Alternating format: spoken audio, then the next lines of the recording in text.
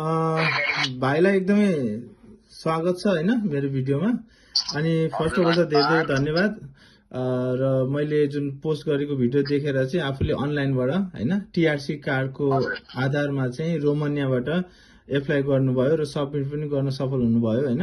र यो प्रक्रिया गर्दै जाँदा हैन के गर्नुभयो तपाईँ सुरुदेखि सबै कुरा भनिदिनुस् त। धेरै मान्छेहरूलाई चाहिँ टिआरसी कार्डबाट एप्लाई गर्न मिल्दैन भन्ने छ हैन।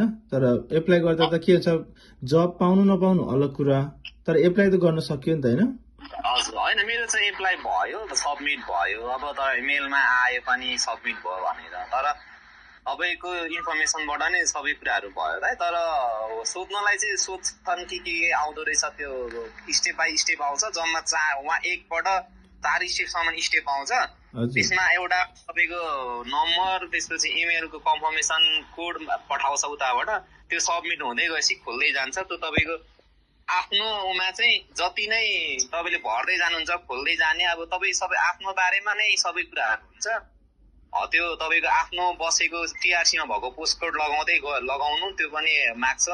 त्यो लगाइसके पछाडि तपाईँको कति दिन पछाडि चाहिँ तपाईँ तयारी हुन्छ, कति दिनसम्म के अरे तपाईँ कति टाइमसम्म ड्युटी गर्न सक्नुहुन्छ, अथवा अपाङ्ग छ छैन तिनीहरू सबै नै हेर्छ। सबै नै त्यो फर्ममा भर्दै गएपछि लास्ट 4 सम्मको ओपन भइसकेपछि चाहिँ एप्लाई गर्न मिल्छ। एप्लाई भएपछि तपाईँको आफ्नो इमेलमा इमेल आउँछ। त्यही रहेछ त्यहाँनिर। अनि तपाईँलाई चाहिँ फिजिकल टेस्टको लागि यतिखेर बोलाइन्छ, अनि कुन भाषामा तपाईँ ट्रेनिङ गर्ने भन्ने विषयमा नि तपाईँले जानकारी प्राप्त गर्नुहुन्छ? त्यो पनि तपाईँको कुन चाहिँ भाषामा तपाईँ ट्रेनिङको लागि कुन चाहिँ भाषा जान्नुहुन्छ, कुन पर्फेक्ट छ भनेर सोध्दो रहेछ।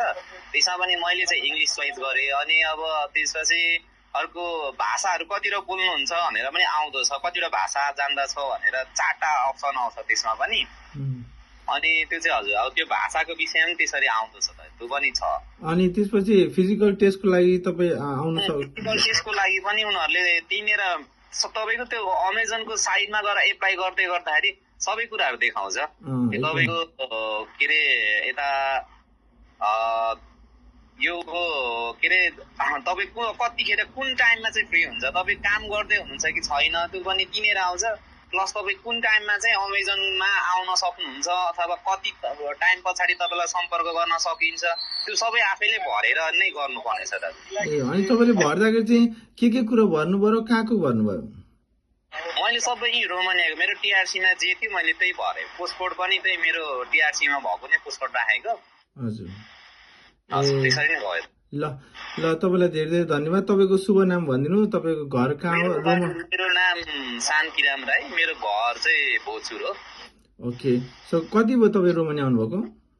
हजुर म रोमानियाको अहिले हालसाल अब 1 वर्ष पुरापुरी हुँदाखेरि ए ओके। ल फर्दर अब तपाईँले मलाई पठाउनु भएको छ सबमिट गरेर रिटर्न आएको इमेल हैन, त्यो इमेल लगेर म एचआरलाई देखाउने पनि छु फर्दर के हो यसको अब के हुन्छ हैन। र भोलि गएर तपाईँ फिजिकल टेस्टको लागि हैन तपाईँलाई बोलाइयो भने म तपाईँलाई चाहिँ वेलकम गर्नलाई हैन, तपाईँलाई चाहिँ हैन यहाँनिर हैन भेटेर त्यो ठाउँमा लैजाने हैन सम्पूर्ण गाइडलाइन गर्नेछु। र सकेसम्म सबै कुराहरूको लागि व्यवस्था पनि प्रयास गर्छु है त। ल धेरै धेरै धन्यवाद फेरि कुरा गर्नलाई है त। धेरै धेरै धन्यवाद हजुर।